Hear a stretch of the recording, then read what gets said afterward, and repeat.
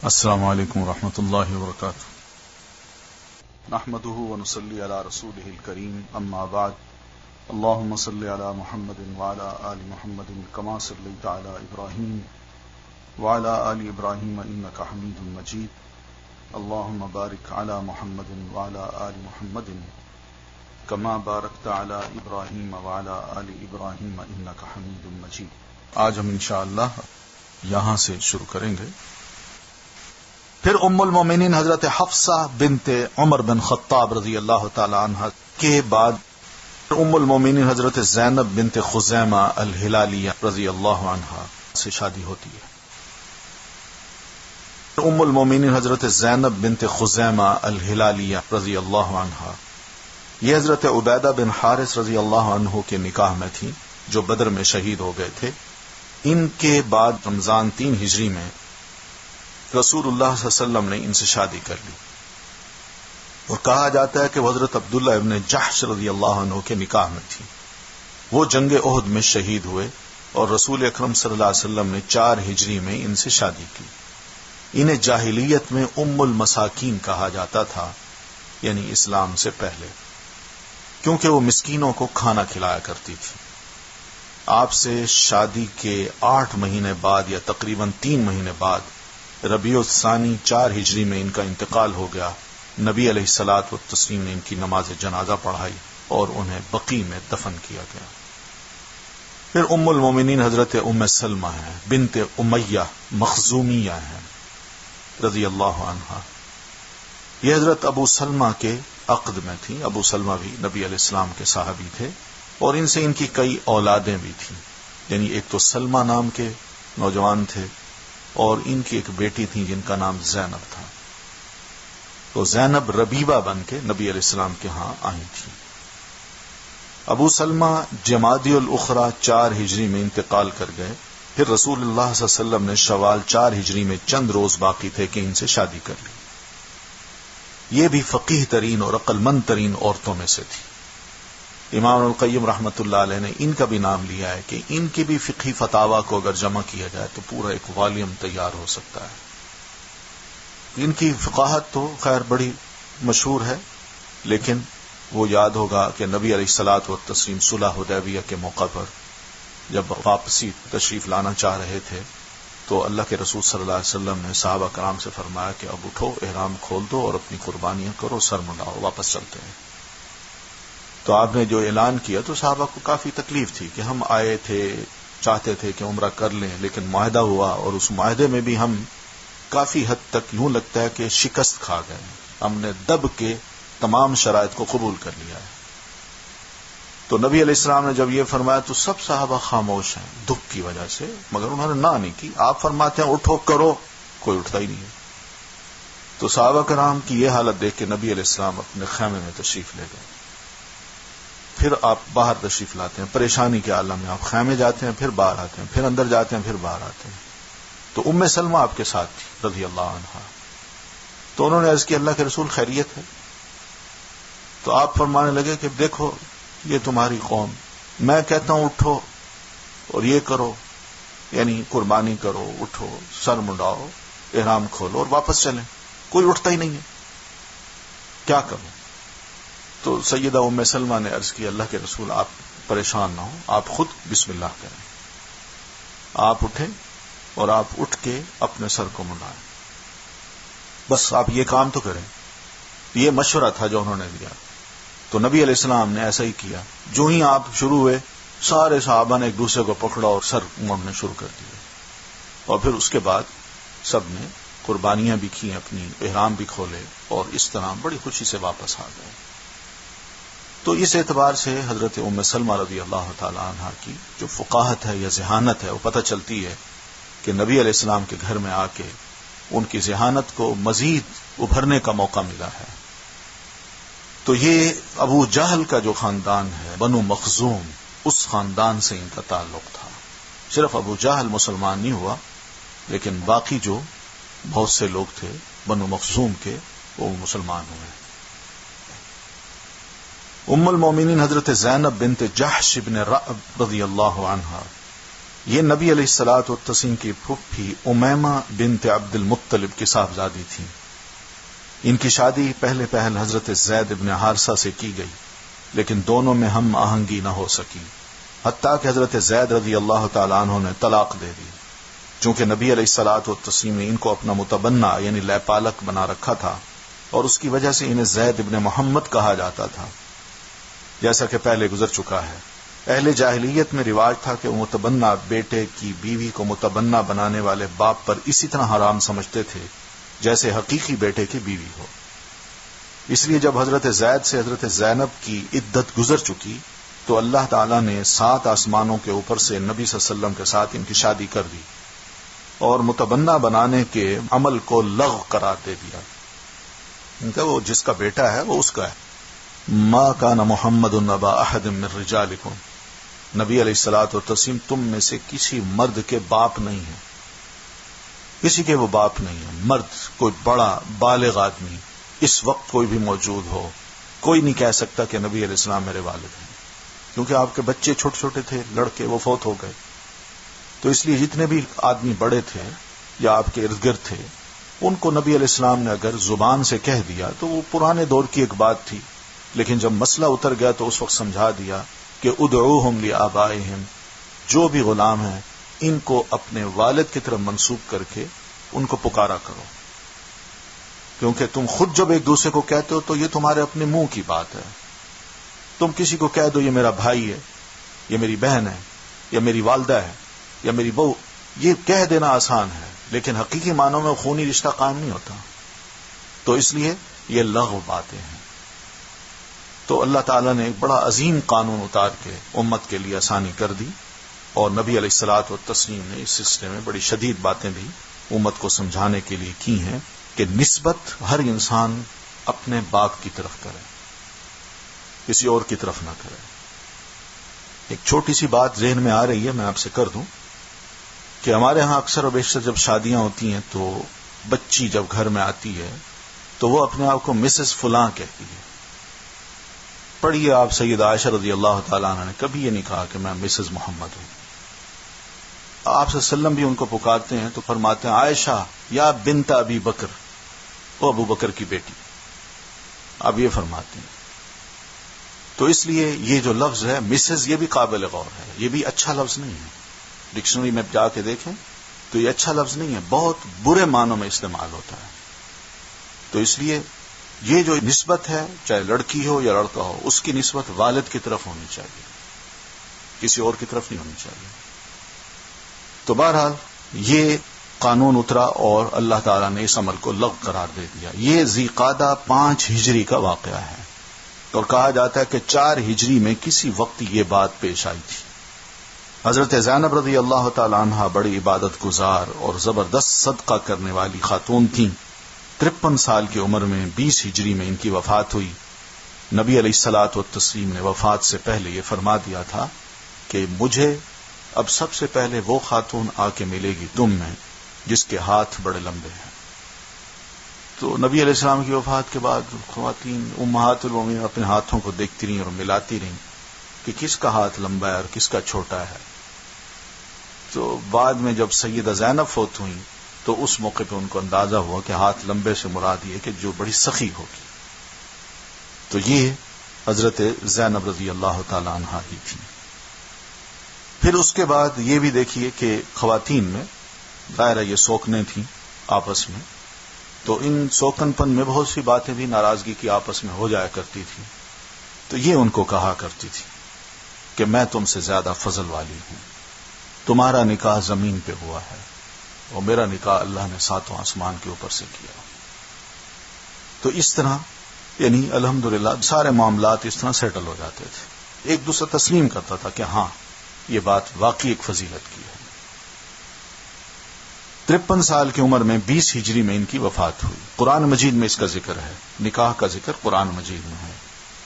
نبی صلی اللہ علیہ وسلم کی وفات کے بعد امہات المومنین میں سے سب سے پہلے انہی نے وفات پائی.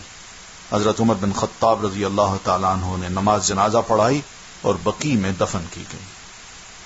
پھر ہیں ام المومنین حضرت جویریہ رضی اللہ تعالیٰ عنہ، یہ حارث کی بیٹی ہیں اور جو بنو المستلق بہت بڑا ایک قبیلہ ہے اس کا جو رئیس ہے اس کی بیٹی تھی. یہ شعبان 6 ہجری میں غزوہ بنو المستلق کے دوران قید ہو کر آئیں اور حضرت ثابت بن قیس رضی اللہ تعالیٰ عنہ کے حصے میں آئیں. انہوں نے طے کیا کہ ایک مخصوص رقم ادا کر کے آزاد ہو جائیں. نبی صلی اللہ علیہ وسلم نے ان کی طرف سے مقررہ رقم ادا کر کے آزاد کر دیا. اس لیے کہ ایک بڑے خاندان کی اور رئیس کی بیٹی تھی تو ان کو آزاد کر دیا. اور آزاد کرنے کے بعد پھر آپ نے میسج بھیجا اور اس طرح شادی کر لی.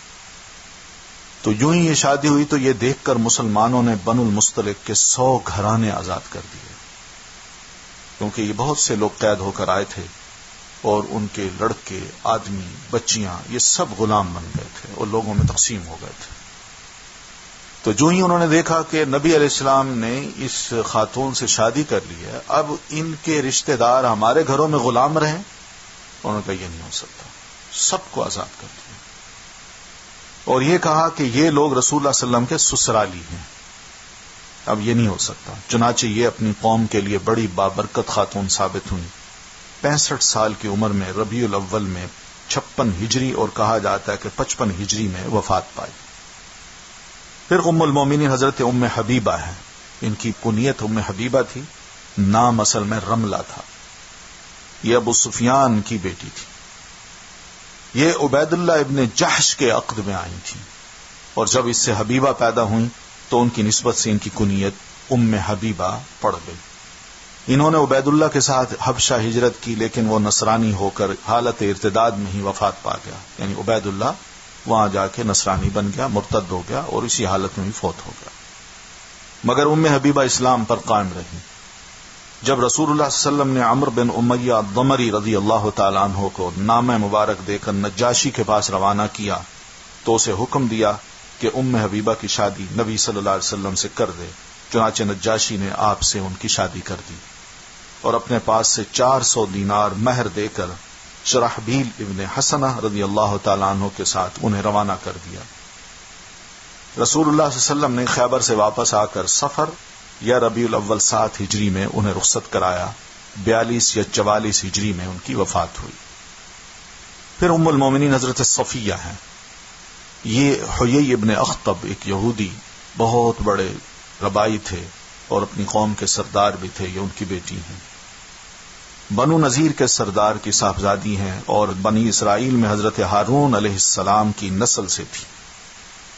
خیبر میں قید ہوئی. رسول اللہ صلی اللہ علیہ وسلم نے انہیں اپنے لیے منتخب فرمایا اور ان پر اسلام پیش کیا. وہ مسلمان ہو گئیں.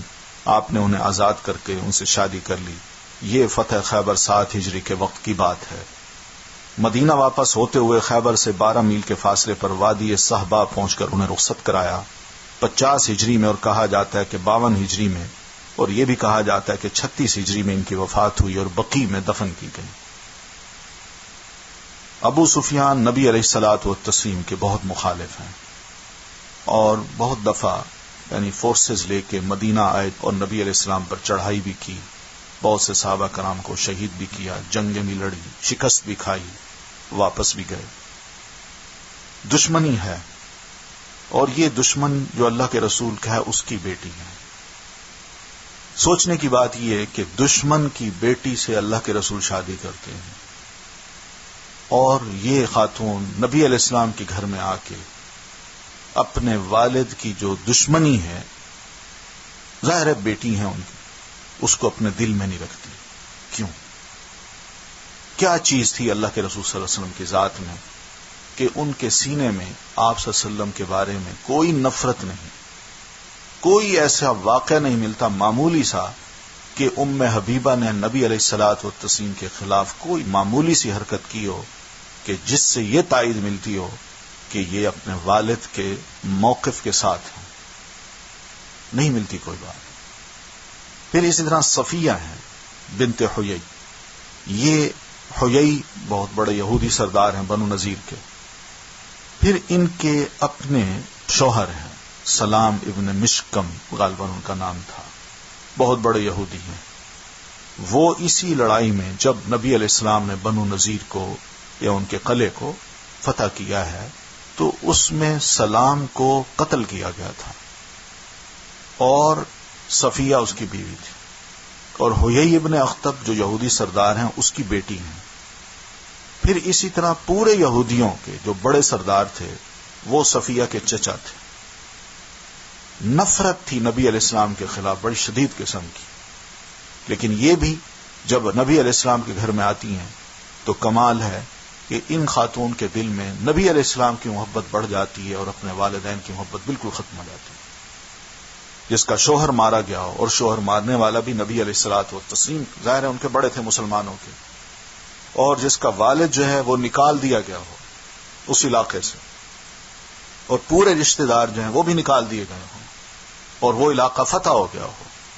بتائیے، یعنی اس خاندان کی ایک لڑکی نبی علیہ السلام کے گھر میں آ جائے تو اس کے دل میں نفرت نہیں ہوگی. لیکن کیا چیز تھی کہ وہ نفرت نہیں ہے بلکہ محبت ہے. کچھ تو کردار ہے نا نبی علیہ السلام کا، کچھ تو ہے. دنیا اس کو تسلیم نہیں کرتی، لیکن نبی علیہ الصلوۃ والتسلیم نے عملاً یہ بات ثابت کر کے دکھائی ہے کہ میں ایک بہترین انسان ہوں. آپ نے فرمایا خیرکم لأہلہ وانا خیرکم لأہلی، تم میں بہترین انسان وہ ہے جو اپنے گھر والوں کے ساتھ بہترین ہو، باہر نہیں، گھر والوں کے ساتھ. اور میں ایسا شخص ہوں، میں اپنے گھر والوں کے ساتھ بہترین انسان ہوں تمہارے مقابلے میں. یہ نبی علیہ الصلوۃ والتسلیم کا دعویٰ تھا اور ثابت کیا تھا آپ صلی اللہ علیہ وسلم نے. اس لیے یہ صفیہ جو ہیں نبی علیہ الصلوۃ والتسلیم کے بارے میں سوال ہی پیدا نہیں ہوتا کہ معمولی سی نفرت انہوں نے رکھی ہو، بلکہ آپ کے اخلاق اور کردار سے اتنی متاثر ہوئی ہیں، ام حبیبہ ہوں یا یہ ہوں، کہ کوئی بھی ایسی حرکت نظر نہیں آتی. ام حبیبہ کے بارے میں آپ نے پڑھا ہوگا کہ ابو سفیان نے جب محسوس کیا کہ نبی علیہ الصلوۃ والتسلیم اب خاموشی سے اپنی فورسز لے کے مکہ آنا چاہتے ہیں، تو وہ فوراً ایک تیز اونٹنی پہ بیٹھ کے مدینہ پہنچے، اور مدینہ پہنچے تو سب سے پہلے اپنی بیٹی کے گھر گئے. بیٹی کے گھر جب جاتے ہیں تو بیٹی دیکھ کے حیران ہوتی ہے کہ بابا میرے گھر آ گئے ہیں. تو انہوں نے یہ نہیں کہا ابا جان بیٹھ جائیے، وہ خود آگے بڑھے اور نبی علیہ السلام کا بستر پڑا تھا اس پہ بیٹھنے لگے، تو فوراً ہی اس بستر کو لپیٹ دیا. والد نے کہا بیٹا میں تمہارا باپ ہوں، یعنی میری عزت یہ ہے کہ میں بیٹھنے لگا ہوں اور تم نے بستر لپیٹ دیا. تو فرماتی ہیں انت رجل مشرک، تو ایک مشرک انسان ہے. اور یہ جو پاک بستر ہے یہ نبی علیہ الصلوۃ والتسلیم کا ہے. حیران ہو گیا. پھر اسی طرح صفیہ ہے، نبی علیہ الصلوۃ والتسلیم کے گھر میں آئیں تو ظاہر ہے نبی علیہ الصلوۃ والتسلیم نے جو انصاف قائم کر رکھا تھا اپنے گھروں میں اپنی ازواج مطہرات کے ساتھ، تو اس میں بعض اوقات یہ رفٹ ہوتی تھی، کچھ نہ کچھ بات ہو جاتی تھی. تو کسی اور بیوی نے ان کو ایک دفعہ کہہ دیا انتی یہودیہ، تم یہودی ہو جاتا ہے ایسی باتیں. تو یہ بیچاری رو رہی تھی. نبی علیہ السلام تشریف لائے تو آپ نے فرمایا کیوں بھائی؟ ان کا مجھے یہ کہتی ہیں. تو آپ نے فرمایا تم انہیں یہ کہہ دو میں نبی کی پوتی ہوں اور نبی کی بیوی ہوں، یہ تم جواب دو ان کو. تو غصہ بھی جاتا رہا اور یہ بھی محسوس ہو گیا کہ اللہ کے رسول صلی اللہ علیہ وسلم نے میرے بارے میں اپنے دل میں کوئی ایسی بات نہیں رکھی، بلکہ مجھے خود مقام دے دیا ہے کہ میں حضرت ہارون علیہ السلام کی پوتی ہوں، اور اسی طرح نبی علیہ الصلوۃ والتسلیم جو آخری رسول ہیں ان کی بیوی بھی ہوں. بڑی خوش ہو گئی کہ الحمدللہ اللہ تعالیٰ نے مجھے یہ مقام دیا. تو 50 ہجری میں کہا جاتا ہے کہ 52 ہجری میں، اور کہا جاتا ہے کہ 36 ہجری میں ان کی وفات ہوئی اور بقیع میں دفن ہوئی. پھر ام المومنین حضرت میمونہ بنت حارث الہلالیہ ہیں رضی اللہ عنہا. یہ سیدنا عباس رضی اللہ عنہ کی بیوی ام الفضل لبابہ الکبریٰ بنت حارث الہلالیہ کی بہن ہے. ان سے رسول اکرم صلی اللہ علیہ وسلم نے ذی قعدہ 7 ہجری میں عمرہ قضاء سے احرام کھولنے کے بعد شادی کی، اور مکے سے 9 میل کے فاصلے پر مقام صرف میں انہیں رخصت کرایا. اور اتفاق کی بات ہے کہ ان کی وفات بھی مقام صرف ہی میں 61 ہجری میں ہوئی، اور کہا جاتا ہے کہ 63 ہجری میں، اور یہ بھی کہا جاتا ہے کہ 38 ہجری میں ہوئی، اور وہیں دفن بھی ہوئی ان کی قبر اب بھی وہاں معروف ہے۔ یہ 11 خواتین ہیں جو بالاتفاق رسول اکرم صلی اللہ علیہ وسلم کی بیویاں اور امہات المومنین ہیں۔ ان کے علاوہ ایک عورت ریحانہ بنت زید کے بارے میں اختلاف ہے کہ وہ آپ کی بیوی تھیں یا لونڈی تھیں۔ یہ بنو نذیر سے تھیں اور بنو قریظہ کے ایک شخص کے عقد میں تھیں۔ غزوہ بنو قریظہ میں قید ہوئیں اور نبی علیہ الصلوۃ والتسلیم نے انہیں اپنے لیے منتخب فرمایا۔ پھر کہا جاتا ہے کہ آپ نے انہیں آزاد کر کے محرم 6 ہجری میں شادی کر لی اور وہ ام المومنین قرار پائیں، اور کہا جاتا ہے کہ آپ نے انہیں آزاد نہیں کیا بلکہ بحیثیت لونڈی رکھا۔ نبی صلی اللہ علیہ وسلم حجۃ الوداع سے واپس آئے تو ان کا انتقال ہو گیا اور آپ نے انہیں بقیع میں دفن فرمایا۔ ان عورتوں کے علاوہ آپ کی ایک لونڈی حضرت ماریہ قبطیہ رضی اللہ عنہا بھی تھیں، جنہیں مقوقس نے ان تحائف کے ضمن میں بھیجا تھا جو آپ کے خط کے جواب میں روانہ کیے تھے۔ یہ بادشاہوں کی اولاد سے تھیں۔ انہیں رسول اللہ صلی اللہ علیہ وسلم نے اپنے لیے منتخب فرمایا اور ان کے بطن سے حضرت ابراہیم پیدا ہوئے رضی اللہ عنہ 16 ہجری میں، اور کہا جاتا ہے کہ محرم 15 ہجری میں انہوں نے وفات پائی اور بقیع میں دفن ہوئی۔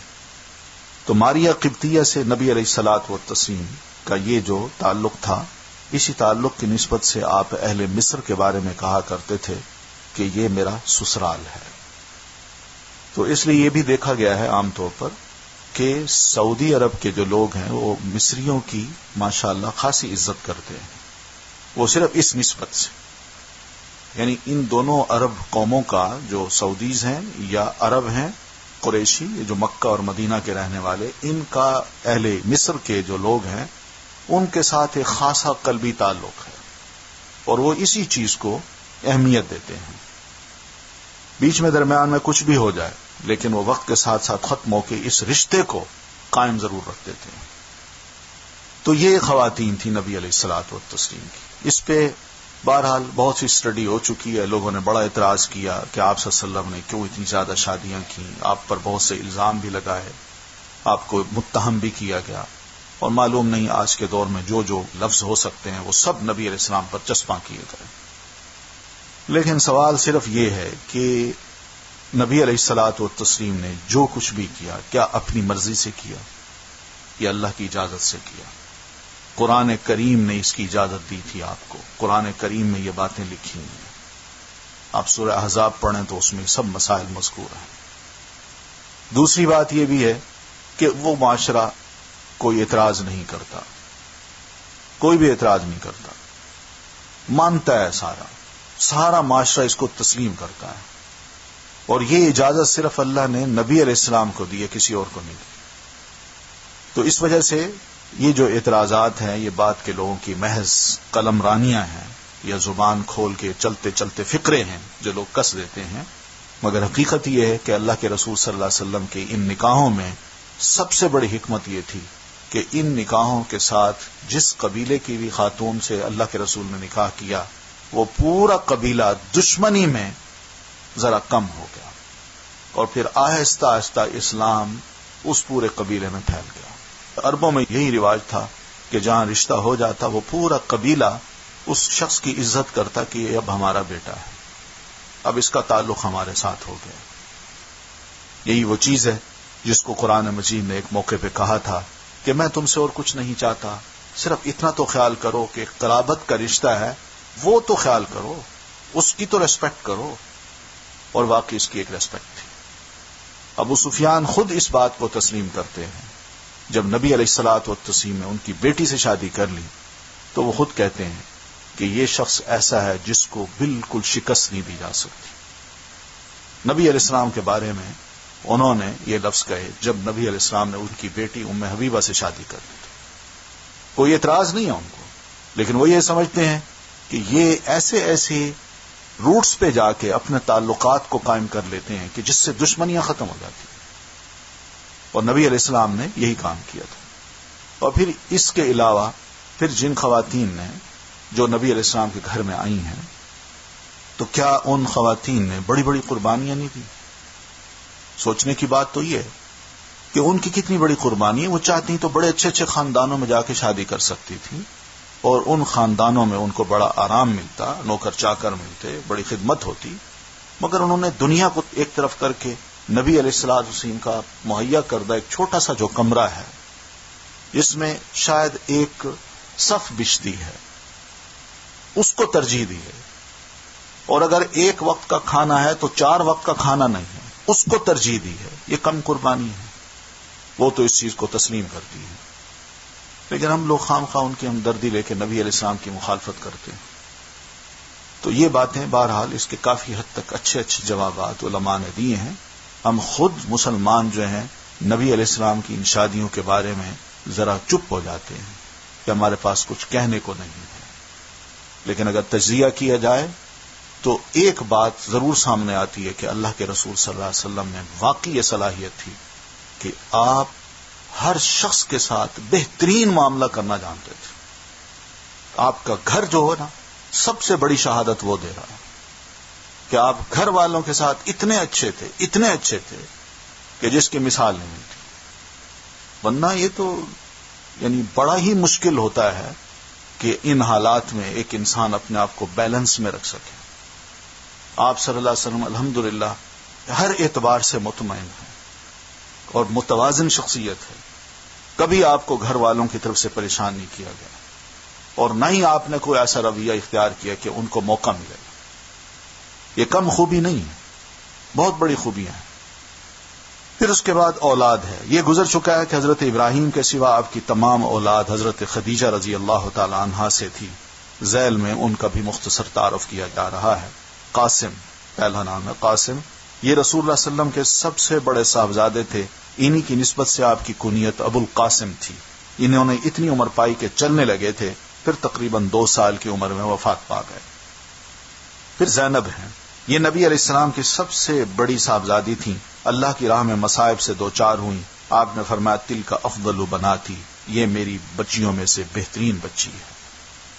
کیونکہ یہ جب مائیگریٹ کر رہی تھیں تو مکہ سے مدینہ آئیں تو حاملہ تھیں، تو راستے میں کسی مشرک نے ان کو پیٹ پہ مارا اور ان کا حمل گر گیا. اور اسی میں ہی وہ چلتے چلتے مدینہ پہنچی ہیں اونٹ پہ سوار ہو کے. تو نبی علیہ الصلوۃ والتسلیم نے اس وقت یہ لفظ فرمایا کہ کسی نبی کی بیٹی نے ایسی ہجرت نہیں کی جیسے میری بچی نے ہجرت کی ہے. قاسم کے بعد پیدا ہوئی تھی ابو العاص ابن ربیع سے ان کی شادی ہوئی، جو ان کی خالہ حالہ بنت خویلد کے صاحبزادے تھے. زینب سے ان کا ایک بیٹا علی اور ایک بیٹی امامہ پیدا ہوئی. تو یہ 2 بچے تھے. امامہ کے بارے میں ہی آتا ہے کہ اللہ کے رسول صلی اللہ علیہ وسلم جب نماز پڑھایا کرتے تو یہ امامہ بچی گھر سے نکل آتی اور اللہ کے رسول صلی اللہ علیہ وسلم جب سجدے میں جاتے تو یہ آپ کے اوپر چڑھ جاتی تھی، اور آپ جب بیٹھتے تو یہ آپ کی گود میں بیٹھ جاتی تھی، اور جب آپ کھڑے ہوتے تو اس بچی کو اٹھا کے کھڑے ہوتے تھے اور امامت بھی کرا رہے ہوتے تھے. اس قدر اس بچی سے نواسی سے پیار تھا. انہیں نبی صلی اللہ علیہ وسلم نماز میں گود لیا کرتے تھے امامہ کو. 8 ہجری کے اوائل میں مدینہ میں حضرت زینب رضی اللہ تعالی عنہا نے وفات پائی. تو ابو العاص وہ بھی بہت شریف انسان تھے. ذرا اپنے خاندان کی وجہ سے وہ اپنے شرک پر قائم رہے، لیکن نبی علیہ الصلوۃ والتسلیم سے جو زبان دی یا بات کی اس کو پورا کیا ہے. آپ صلی اللہ علیہ وسلم کے پاس یہ گرفتار ہو کے آئے. ابو العاص لڑائی میں تھے، غالباً بدر کی تھی. تو یہ لڑائی میں گرفتار ہو کے آئے تو نبی علیہ الصلوۃ والتسلیم نے ان کو اس شرط پہ آزاد کر دیا کہ تم واپس جاؤ اور میری بیٹی کو رخصت کر دو. تو ان کا ٹھیک ہے. تو یہ واپس گئے اور زینب کو رخصت کر دیا. جب زینب پہنچی اور پھر تھوڑے عرصے کے بعد یہ بھی مسلمان ہو کے پہنچے تو نبی علیہ السلام نے ان کا نکاح جو ضابطہ تھا اسی کو برقرار رکھا. لیکن جو ہی یہ پہنچے ہیں اور اسلام قبول کیا تو نبی علیہ السلام نے سب صحابہ کے سامنے اپنے اس داماد کے بارے میں کہا کہ یہ میرا داماد وہ داماد ہے کہ جس نے مجھ سے وعدہ کیا تھا اور اس کو سچا کر دکھایا. یعنی میں آپ کی بیٹی کو واپس بھیج دوں گا، تو کوئی تکلیف نہیں. پھر رقیہ ہیں رضی اللہ عنہا. ان سے حضرت عثمان ابن عفان رضی اللہ تعالی عنہ نے شادی کی اور ان کے بطن سے ایک صاحبزادے عبداللہ پیدا ہوئے. وہ 6 سال کے تھے کہ مرغ نے ان کی آنکھ میں چونچ مار دی، جس کے اثر سے بالآخر وہ انتقال کر گئے. تو اس بچے کی بھی اس طرح انتقال ہونا تھا عبداللہ کا، تو 6 سال کی عمر میں ہی یہ فوت ہو گئے. رسول اللہ صلی اللہ علیہ وسلم بدر میں تھے کہ حضرت رقیہ وفات پا گئی. حضرت زید بن حارثہ رضی اللہ تعالیٰ عنہ فتح کی خوشخبری لے کر مدینہ پہنچے تو انہیں دفن کیا جا چکا تھا. یعنی حضرت عثمان رضی اللہ تعالیٰ عنہ ان کو دفن کر کے واپس آ رہے تھے تو اس موقع پر یہ خبر پہنچی. پھر ام کلثوم ہے رضی اللہ عنہا. یہ رقیہ رضی اللہ عنہ کی وفات کے بعد بدر سے واپس آ کر رسول اللہ صلی اللہ علیہ وسلم نے ام کلثوم کی شادی حضرت عثمان ابن عفان سے کر دی. اب یہاں بھی تو دیکھیے نا، بڑی عمر کا فرق ہے حضرت عثمان ابن عفان کی عمر میں اور ام کلثوم کی عمر میں، جو نبی علیہ الصلوۃ والسلام کی اپنی صاحبزادی ہیں. ان سے کوئی اولاد نہ ہوئی. انہوں نے شعبان 9 ہجری میں وفات پائی اور بقیع میں دفن ہوئی. پھر ہیں فاطمہ رضی اللہ عنہا. یہ آپ صلی اللہ علیہ وسلم کی سب سے چھوٹی اور سب سے محبوب صاحبزادی تھی. یہ اہل جنت کی عورتوں کی سردار ہیں. نبی علیہ السلام نے وفات سے پہلے ان کے کان میں جو بات کہی تھی اور جس پر یہ مسکرائی تھی وہ یہی بات تھی. حضرت علی بن ابی طالب نے بدر کے بعد ان سے شادی کی. ان کے بطن سے 2 صاحبزادے حضرت حسن اور حسین اور 2 صاحبزادیاں حضرت زینب اور ام کلثوم پیدا ہوئی. تو حسن حسین یہ 2 بیٹے ہیں حضرت علی رضی اللہ تعالیٰ عنہ کے، اور اسی طرح حضرت زینب اور ام کلثوم یہ بھی 2 بیٹیاں ہیں حضرت علی کے فاطمہ کے بطن سے. ہمارے ہاں یہ ہو رہا ہے کہ حضرت حسین کا ذکر تو بہت ہوتا ہے لیکن حسن کا ذکر کوئی نہیں کرتا. 2 بھائی ہیں، دونوں نواسے ہیں نبی علیہ السلام کے. دونوں کا اپنا اپنا ایک کردار ہے. ایک حسن ہے، دوسرے حسین ہے، مگر حسین کا ذکر زیادہ ہوتا ہے اور حسن کا نہیں ہوتا. ہم میں کون ہے جو جانتا ہو کہ محرم کے دنوں میں حضرت حسین کا تو بہت ذکر ہو جاتا ہے لیکن پورا سال حضرت حسن کا ذکر کبھی سنتے ہیں؟ نہیں کرتے. جبکہ وہ بھی نبی علیہ السلام کے نواسے ہیں اور بڑے ہیں. ان کا ذکر کیوں نہیں ہوتا؟ وہ اس وجہ سے نہیں ہوتا کہ نبی علیہ السلام نے فرمایا تھا کہ میرا یہ جو نواسا ہے، اس نواسے کی وجہ سے امت کے 2 بڑے گروہوں میں صلح ہوگی اور جو بہت بڑی خون ریزی ہوگی وہ اس نواسے کی وجہ سے ختم ہو جائے گی. وہ اسی طرح ہی ہوا کہ اللہ نے جب حضرت علی بن ابی طالب کی وفات کے بعد ان کو مسلمانوں نے اپنے لیے خلیفہ منتخب کیا، حضرت حسن کو، تو ادھر سیدنا امیر معاویہ رضی اللہ تعالیٰ عنہ تھے. وہ بہت سینئر تھے اور بڑے بڑے صحابہ میں سے تھے. تو انہوں نے سیدنا حسن رضی اللہ تعالیٰ عنہ کو کہا کہ آپ میرے حق میں دستبردار ہو جائیں. تو سیدنا حسن نے کہا کہ دیکھیے مسلمان مجھے بنا چکے ہیں، میں خلیفہ ہوں. تو اس موقع پہ دونوں کی جماعتیں جو تھیں وہ اتنے سخت ہو گئے تھے اپنے اپنے موقف پہ کہ ہم لڑائی لڑ کے اس کا فیصلہ کرتے ہیں. 40,000 فوج حضرت امیر معاویہ کے ساتھ ہے، 40-45,000 فوج حضرت حسن کے ساتھ ہے، اور یہ دونوں میدان جنگ میں آنا چاہتے ہیں. کہ حضرت حسن رضی اللہ تعالیٰ عنہ نے یہ سوچا کہ یہ لوگ آئیں گے، بہت سی پھر شہادتیں ہوں گی، پہلے بھی ہم سے بہت سے مسلمان شہید ہو چکے ہیں. تو انہوں نے خاموشی کے ساتھ سیدنا امیر معاویہ کے پاس چلے گئے اور انہوں نے کہا کہ لائیے دیجیے ہاتھ، میں آپ کو اپنا خلیفہ تسلیم کرتا ہوں. میں لڑائی نہیں لڑتا، آپ ہی مسلمانوں کے خلیفہ بن جائیے. تو اس موقع پہ سیدنا امیر معاویہ نے کہا کہ تم نے ایسی بات کی ہے کہ میں خود اپنی نظروں میں شکست کھا گیا. بڑے دل گردے کی بات ہے جو تو نے کی ہے. لیکن اس صلح سے وہ 40,000 فوجیں وہ آپس میں بھائی بھائی بن گئے اور مسلمانوں میں وہ لڑائی نہیں ہوئی. یہی وہ بشارت تھی جو نبی علیہ السلام نے حضرت حسن رضی اللہ تعالیٰ عنہ کے بارے میں فرمائی تھی. ایک بہت بڑا کام ہے، بہت بڑا کردار ہے جو حضرت حسن کا ہے، مگر اس کا ذکر ہم نہیں کرتے. وہ کیوں نہیں کرتے؟ کہ اگر یہ کریں تو پھر لڑائیاں مسلمانوں میں آپس میں جو نفرت ہے وہ کون ابھارتا رہے گا؟ مسلمانوں کی آپس کی نفرتیں جو ہیں وہ تو ختم ہو جائیں گی. اس لیے ایسی چیزوں کو اچھالو جس سے مسلمانوں میں نفرتیں پیدا ہوں اور صلح و صفائی کی جو باتیں ہیں وہ مسلمانوں میں نہ ہوں. تو حضرت حسن کا جو کردار ہے وہ اس اعتبار سے بہت اہم ہے. پھر حضرت زینب اور ام کلثوم، یہ وہی ام کلثوم ہے جن سے حضرت عمر بن خطاب رضی اللہ تعالیٰ عنہ نے شادی کی تھی. اب یہ شادی بھی جو ہوئی ہے اس کو بھی دیکھیے. ہم تو نفرتیں دلاتے ہیں نا کہ حضرت علی رضی اللہ تعالیٰ عنہ کے ساتھ بڑا ظلم ہوا، یہ حضرت عمر رضی اللہ تعالیٰ عنہ نے کیا، یعنی حضرت فاطمہ کو اور حضرت علی رضی اللہ تعالیٰ عنہ پر بڑا ظلم کرتے تھے۔ یہ واقعات آپ سنتے ہوں گے، یہ گھڑے جاتے ہیں واقعات کہ حضرت علی اور حضرت فاطمہ ایک دفعہ حضرت عمر رضی اللہ تعالیٰ عنہ کے گھر میں گئے اور ان سے کہا کہ آپ ہمارا حق دیجیے، اب آپ خلیفہ ہیں۔ تو حضرت عمر کو بہت غصہ آیا، انہوں نے اپنے گھر کے بڑے کواڑ کے پیچھے دونوں کو کھڑا کر کے بڑا پریس کیا، اور اس سے حضرت فاطمہ کی چیخیں نکل گئیں اور ان کا حمل بھی ضائع ہو گیا۔ اب یہ باتیں ہمارے ہاں عام کی جاتی ہیں، ٹی وی پر لیکچرز میں سنتے ہیں لوگ، اور یہ واقعہ سنتے ہی حضرت عمر رضی اللہ تعالیٰ عنہ کو نظروں سے گرا دیا جاتا ہے کہ بڑے ظالم انسان تھے، جبکہ ایسی بات نہیں ہے۔ تھوڑی سی بات سوچی جائے تو وہ یہی ہے کہ نبی علیہ السلام کی وفات کے 6 مہینے بعد حضرت فاطمہ کا انتقال ہو گیا تھا، اور حضرت عمر رضی اللہ تعالیٰ عنہ جب خلیفہ بنے ہیں تو کم از کم 2.5-3 سال بعد، آپ کی وفات کے بعد بنے ہیں۔ تو یہ کیسے ممکن ہے کہ جناب عمر رضی اللہ تعالیٰ عنہ حضرت فاطمہ پر یہ ظلم کریں؟ یہ محض کہانیاں ہیں جو گھڑی گئی ہیں اور جس سے نفرت دلائی جاتی ہے۔ تو رشتے تو ان کے یوں قائم ہیں، یعنی حضرت عمر کی شادی حضرت علی کی بیٹی سے ہوتی ہے، یہ رشتہ ہے، اس کو کوئی پسند نہیں کرتا، اور ہے، حقیقت ہے کہ ہے۔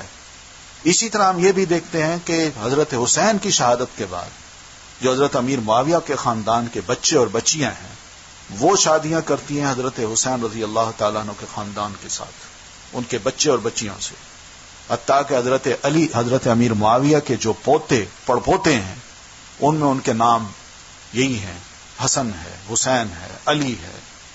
اور اسی طرح حضرت عمر رضی اللہ تعالیٰ عنہ یا حضرت علی کی جو اولاد ہے ان میں بہت سے بچوں کے نام یزید بھی ہے، یزید بھی نام ہے، اور پھر اس کے علاوہ معاویہ بھی نام ہے۔ نام نہ رکھے ہوئے ہیں ایسے، لیکن ہم نے نفرتیں پیدا کی ہوئی ہیں، ایسی کوئی بات نہیں ہے، تاریخ پڑھی ہے اس میں یہ سب باتیں موجود ہیں۔ تو بہرحال حضرت عمر بن خطاب کی ان سے شادی ہوئی تو ان سے حضرت زید رحمہ اللہ پیدا ہوئے۔ حضرت عمر کی وفات ہو گئی تو ام کلثوم کے چچیرے بھائی اون ابن جعفر نے ان سے شادی کی، پھر اون کی وفات ہو گئی تو ان کے بھائی محمد نے شادی کر لی، پھر محمد بھی وفات پا گئے تو دوسرے بھائی عبداللہ نے ان سے شادی کر لی، پھر عبداللہ کے عقد میں رہتے ہوئے خود ام کلثوم نے وفات پائی۔ تو یہ معاشرہ ایسا تھا، نبی علیہ السلام نے ایسا معاشرہ بنایا تھا کہ وہاں بیوہ ہو اس کو معاشرہ چھوڑ نہیں دیتا تھا۔ پھر عبداللہ کے عقد میں رہتے ہوئے خود ام کلثوم نے وفات پائی۔ حضرت فاطمہ کی وفات نبی صلی اللہ علیہ وسلم کے 6 مہینے بعد ہوئی۔ یہ 5 اولادیں نبی صلی اللہ علیہ وسلم کے شرف نبوت سے مشرف ہونے سے پہلے پیدا ہوئی تھیں۔ عبداللہ، ان کے بارے میں اختلاف ہے، کہا جاتا ہے کہ زمانہ اسلام میں پیدا ہوئے اور کہا جاتا ہے کہ اس سے پہلے پیدا ہوئے، انہوں نے بھی بچپن ہی میں وفات پائی تھی۔ یہ حضرت خدیجہ رضی اللہ تعالیٰ عنہ سے نبی علیہ السلام کے آخری صاحبزادے تھے۔ ابراہیم ہے، یہ جمادی الاولیٰ یا جمادی الثانی 9 ہجری میں آپ کی لونڈی ماریہ قبطیہ کے بطن سے مدینہ میں پیدا ہوئے، اور 19 شوال 10 ہجری کو جس دن مدینہ میں سورج گرہن لگا تھا وفات پائی۔ اس وقت یہ 16 یا 18 مہینے کے تھے اور ابھی دودھ پیتے تھے۔ انہیں بقیع میں دفن کیا گیا، اور نبی علیہ الصلوٰۃ والسلام نے فرمایا تھا کہ ان کے لیے ایک دایا جنت میں ان کی رضاعت پوری کر رہی ہے۔ انہی کو آپ نے ہاتھ میں اٹھایا تھا، رونے لگ گئے تھے آپ صلی اللہ علیہ وسلم، اور یہ فرمایا تھا کہ ابراہیم تمہاری جدائی سے ہم واقعی غمگین ہیں، دل بڑا افسردہ ہے اور آنکھیں آنسو بہاتی ہیں۔ تو یہ آپ کے صاحبزادے تھے اور یہی آپ کی اولاد تھی۔ تو کچھ صفات اور اخلاق ہیں اللہ کے رسول صلی اللہ علیہ وسلم کے۔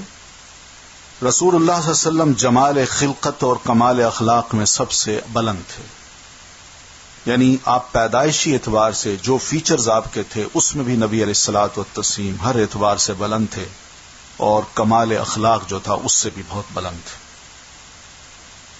اس بارے میں بہت سی احادیث بھی آئی ہیں، یہاں ان کے معنی و مطالب کا خلاصہ پیش کیا جاتا ہے۔ رسول اللہ صلی اللہ علیہ وسلم کا چہرہ مبارک گورا، پرکشش، گول، روشن رنگ، سرخی آمیز تھا، 14ویں کے چاند کی طرح جگمگاتا ہوا۔ یہ حضرت جابر کے الفاظ ہیں کہ نبی علیہ السلام چاندنی رات میں لیٹے ہوئے تھے، میں آیا تو میں نے دیکھا آپ صلی اللہ علیہ وسلم لیٹے ہوئے ہیں، آنکھیں بند ہیں، تو چاند کی روشنی جو آپ پہ پڑ رہی ہے، اور ادھر 14ویں کا چاند بھی پوری آب و تاب کے ساتھ چمک رہا ہے۔ تو میں کبھی چاند کی طرف دیکھوں، کبھی آپ کے چہرے کی طرف دیکھوں، تو میں یہ سوچنے لگا کہ ان دونوں میں خوبصورت کون ہے؟ تو پھر کہتے ہیں نہیں، میرے دل نے مجھے گواہی دی کہ نبی علیہ الصلوۃ والتسلیم چاند سے زیادہ خوبصورت ہے. تو یہ حضرت جابر رضی اللہ تعالیٰ عنہ کا کہنا تھا، جو دوسرے تھے، کوئی گھر والے لوگ نہیں تھے. دھاریاں اس طرح چمکتی جیسے روشن بادل چمکتا ہے، گویا سورج اس میں دوڑ رہا ہے. بلکہ اگر تم رسول اللہ صلی اللہ علیہ وسلم کو دیکھتے تو گویا طلوع ہوتے ہوئے سورج کو دیکھتے. چہرے پر پسینہ محسوس یوں ہوتا گویا موتی ہیں، اور پسینے کی خوشبو مشک خالص سے بھی بڑھ کر ہوتی. اور جب آپ غصہ فرماتے تو چہرہ یوں سرخ ہو جاتا کہ گویا دونوں رخسار میں انار کے دانے نچوڑ دیے گئے ہوں.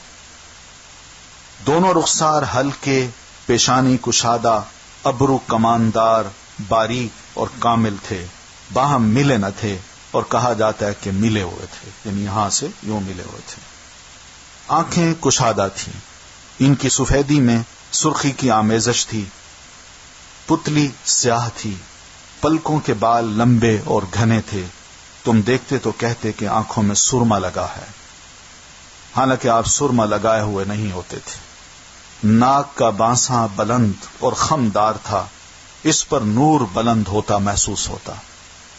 یہ بانسا یہ ہے، یہ جو ہڈی ہے ناک کی. یہ دونوں کان مکمل تھے، منہ خوبصورت اور بڑا تھا. سامنے کے دونوں دانتوں میں ذرا سا فاصلہ تھا، یعنی اگلے دو دانت تھے. بقیہ دانت بھی الگ الگ تھے. دانتوں میں چمک تھی. جب آپ مسکراتے تو ایسا لگتا گویا اولے ہیں، اور جب آپ گفتگو فرماتے تو دانتوں کے درمیان سے نور نکلتا دکھائی دیتا. غرض آپ کے دانت سب سے زیادہ خوبصورت تھے. داڑھی خوبصورت، گھنی، کن پٹی سے کن پٹی تک بھرپور، سینے کو بھرے ہوئے اور بالکل کالی تھی. صرف دونوں کن پٹیوں اور داڑھی بچہ میں چند گنے چنے بال سفید تھے. یعنی یہ والی جگہ جو ہے اس میں چند گنے چنے بال سفید تھے. جب آپ فوت ہوئے ہیں تو باقی ساری داڑھی مبارک آپ کی کالی تھی. اس لیے نبی علیہ السلام کو کوئی خواب میں دیکھے تو سب سے پہلے یہ پوچھ لیا کریں کہ آپ کو وہ کیسے نظر آئے ہیں. ہاں، وہ بزرگ تھے، سفید بال تھے ان کی نور تھا، سفید کپڑے پہنے ہوئے تھے، بیٹھے تھے، ہاتھ میں تسبیح تھی. یہ نبی علیہ السلام کی جو سیرت ہے اس کے مطابق اگر خواب میں کوئی بندہ نظر آتا ہے تو ٹھیک ہے، ورنہ دنیا میں آپ صلی اللہ علیہ وسلم ایسے نہیں تھے کہ آپ کی داڑھی مبارک بالکل سفید ہو. یہ پھر خواب صحیح نہیں ہے، یہ غلط خواب ہے. نبی علیہ السلام نے فرمایا شیطان میری صورت اختیار کر کے کبھی نہیں آ سکتا، کیونکہ آپ کی صورت یہی تھی. پھر سر، گردن اور بال. کھوپڑی بھاری، سر بڑا اور گردن لمبی تھی، گویا چاندی کے لوٹے یا گڑوے کی گردن ہے. بال دونوں کانوں کے نصف یا لو تک ہوا کرتے تھے، اور کبھی کبھی اس سے بھی نیچے، اور کبھی کبھی دونوں کندھوں کو چھوتے تھے. چند بال پیشانی کے بھی سفید تھے، مگر اتنے کم کہ سر اور داڑھی ملا کر کل 20 بال بھی سفید نہ تھے. سر کے بال ذرا ذرا گھنگریالے بھی تھے. آپ ناغے سے سر اور داڑھی میں کنگھی فرماتے، یعنی ایک دن چھوڑ کے دوسرے دن کنگھی فرماتے، اور سر کے درمیان سے مانگ نکالتے تھے. پھر اعضاء اور اطراف. ہڈیوں کے سرے مثلا کونیاں، کندھے اور گھٹنے بڑے بڑے تھے. کلائیاں بڑی بڑی اور ان کے جوڑ لمبے لمبے تھے، یعنی یہ ہتھیلیاں اور قدم کشادہ تھے. تلوا گہرا نہ تھا، یعنی پاؤں کا جو تلوا ہے وہ گہرا نہ تھا، بلکہ یہ سے بالکل فلیٹ سا یا ہلکا سا تھوڑا سا. دونوں ہاتھ حریر و دیبا سے زیادہ نرم، برف سے زیادہ ٹھنڈے اور مشک سے زیادہ خوشبودار تھے. کونی سے اوپر اور نیچے دونوں بازو اور اطراف بھاری بھرکم تھے. ایڑیاں اور پنڈلیاں ہلکی تھیں. دونوں کندھوں کے درمیان دوری تھی. اطراف لمبے، سینہ کشادہ اور بالوں سے خالی تھا. صرف لبے سے ناف تک بالوں کی ایک لکیر تھی. یہ لبا جو ہے یہاں سے لے کر ناف تک. اس کے علاوہ شکم اور سینے پر بال نہ تھے. کندھے اور اس سے متصل بازو پر البتہ بال تھے. سینہ اور شکم برابر تھے، یعنی آپ کی پیٹ بڑھا ہوا نہیں تھا. بغل کا رنگ مٹیالہ تھا اور پیٹھ ایسی تھی گویا ڈھلی ہوئی چاندنی. یہ سب صحابہ کرام نے آپ کو دیکھا ہے. اور نبی علیہ السلام مختلف محاذوں پہ مختلف اوقات میں، گرمی کے دنوں میں جہاں کہیں بھی آپ سفر کے دوران جس طرح بھی آپ کی کیفیت ہوتی تھی، صحابہ اس کو بڑی گہرائی سے دیکھتے، نوٹ کرتے اور پھر آگے بیان کرتے ہیں. پھر قد و قامت اور جسم. آپ کا قد خوبصورت، قامت معتدل اور پیکر سیدھا تھا، بالکل سیدھا وجود تھا آپ کا. نہ آپ ناٹے تھے نہ لمبے تڑنگے. ناٹے سے مراد چھوٹے قد کے، اور نہ لمبے تڑنگے تھے، لیکن طول سے قریب تر تھے، لمبائی سے قریب تر تھے. چنانچہ کوئی شخص جو لمبائی کی طرف منسوب ہوتا وہ آپ کے ساتھ چلتا تو آپ ہی اس سے لمبے ہوتے تھے. یعنی جو بھی لمبا انسان آپ کے ساتھ چلتا تو یوں محسوس ہوتا کہ آپ ہی لمبے ہیں. جسامت معتدل تھی اور بدن گٹھا ہوا، نہ زیادہ موٹے تھے نہ دبلے پتلے تھے، بلکہ دو شاخوں کے درمیان ایک شاخ تھے. یعنی دو شاخیں جیسے درختوں کی ہوتی ہیں جو نکلتی ہیں، تو درمیان میں جو ہوتی ہے وہ بالکل سیدھی بھی ہوتی ہے اور ذرا پتلی، یعنی یہ جو شاخیں پتلی ہوتی ہیں بنسبت سیدھی کے، جو تینوں میں سب سے زیادہ تازہ اور خوش منظر تھی. آپ کا قد سب سے زیادہ خوبصورت تھا. آپ کا جسم، پسینہ اور اعضاء تمام خوشبوؤں سے زیادہ خوشبودار تھے. حضرت انس رضی اللہ تعالیٰ عنہ کا ارشاد ہے، میں نے کبھی کوئی عنبر یا مشک یا کوئی ایسی خوشبو نہیں سونگھی جو رسول اللہ صلی اللہ علیہ وسلم کی خوشبو سے بہتر ہو. حضرت جابر رضی اللہ تعالیٰ عنہ کہتے ہیں، آپ کسی راستے سے تشریف لے جاتے اور آپ کے بعد کوئی اور گزرتا تو آپ کی خوشبو کی وجہ سے ضرور جان جاتا کہ آپ یہاں سے گزر گئے ہیں. آپ کسی آدمی سے مصافحہ فرماتے تو وہ دن بھر اس کی خوشبو محسوس کرتا تھا، اور آپ کسی بچے کے سر پر اپنا ہاتھ پھیرتے تو اس کی خوشبو کی وجہ سے وہ بچوں کے درمیان پہچان لیا جاتا. حضرت ام سلیم رضی اللہ عنہا نے آپ کا پسینہ ایک شیشی میں محفوظ کر رکھا تھا، اسے خوشبو میں ڈالتی تھی کیونکہ وہ سب سے عمدہ خوشبو تھی. آپ صلی اللہ علیہ وسلم بہت تیز رفتار تھے، بازار میں چلنے والے شخص کی رفتار سے چلتے تھے. جیسے بازار میں کوئی انسان چل رہا ہو، جلدی میں ہوتا ہے نا، بس چیز لی جلدی جلدی نکلا. یعنی یہ تیز رفتاری آپ میں کیوں تھی؟ یعنی مریل چال نہیں تھی آپ کی، یعنی پتہ چلتا تھا کہ آپ ایک صحت مند ہیں. درماندہ اور سست نہ تھے، کوئی آپ کا ساتھ نہ پکڑ پاتا. حضرت ابو ہریرہ رضی اللہ تعالیٰ عنہ فرماتے ہیں، میں نے کسی کو رسول اللہ صلی اللہ علیہ وسلم سے بڑھ کر تیز رفتار نہیں دیکھا. گویا زمین آپ کے لیے لپیٹ دی جاتی تھی. ہم تو اپنے آپ کو تھکا مارتے اور آپ بے پرواہی سے چلتے رہتے تھے.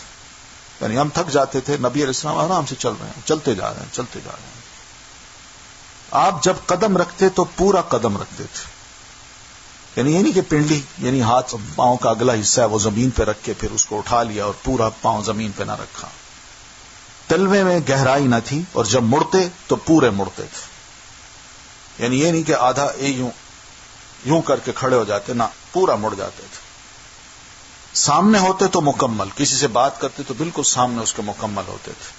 جیسے قرآن مجید کی تعلیم ہے نا، حضرت لقمان نے جو اپنے بیٹے سے فرمایا تھا، وَلَا تُصَعِّرْ خَدَّكَ لِلنَّاسِ وَلَا تَمْشِ فِي الْأَرْضِ مَرَحًا. سامنے ہوتے تو مکمل اور پیچھے مڑتے تو مکمل. چلتے تو جھٹکے سے اٹھتے اور یوں چلتے گویا ڈھلوان سے اتر رہے ہیں. یعنی آپ جھک کے چلتے تھے، ایسے لگتے تھے جیسے انسان نیچے اتر رہا ہے.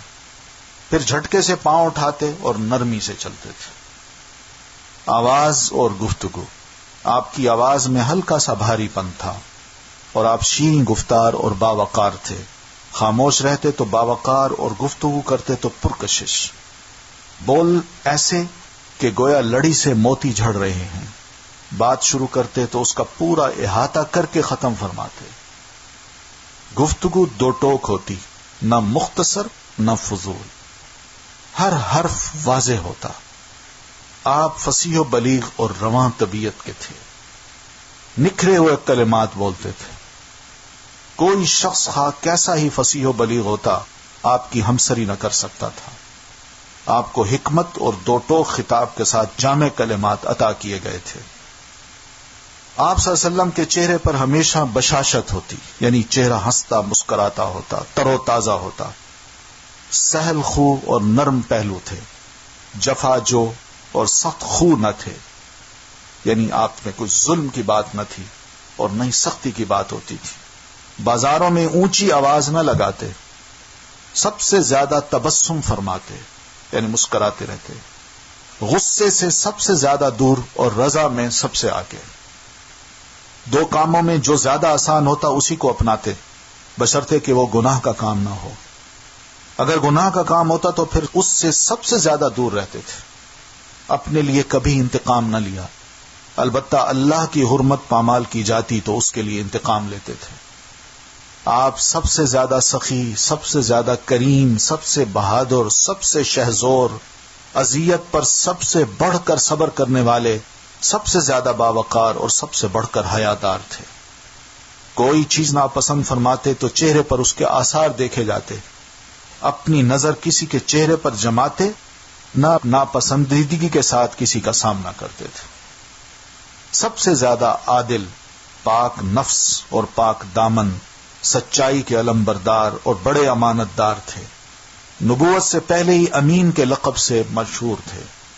سب سے زیادہ متواضع اور تکبر سے دور تھے، سب سے بڑھ کر عہد کے پاسدار، صلہ رحم، سب سے عظیم شفقت و رحمت والے، سب سے عمدہ معاشرت اور ادب والے، سب سے زیادہ کشادہ اخلاق، فحش اور لعنت ملامت سے سب سے زیادہ دور، جنازوں میں تشریف لے جاتے، فقراء و مساکین کے ساتھ بیٹھتے، غلام کی دعوت قبول کرتے، کھانے اور لباس میں ان پر برتری نہ اختیار فرماتے، جو آپ کی خدمت کرتا آپ خود اس کی خدمت فرماتے، اپنے خادم پر کبھی عتاب نہ کرتے، یہاں تک کہ کبھی اسے اف تک نہ کہا۔